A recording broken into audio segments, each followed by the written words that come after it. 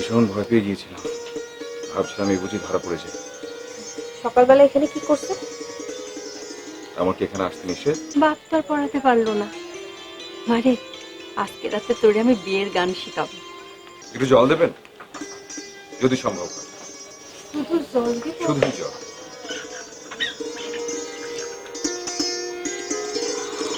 ভীষণ ভয় পেয়ে গিয়েছিলাম। ভাবছিলাম এই বুঝি ধরা পড়েছে। সকালবেলা এখানে কি করছে? আমার কি এখানে আসতে নিষেধ? নিষেধ নেই, অবশ্য আমিও সকালবেলা অবশ্য চিন্তা করছিলাম।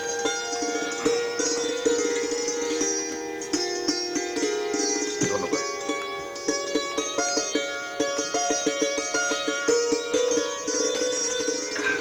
আর লাগবে না। আসি, আলপনাটা করে দিও।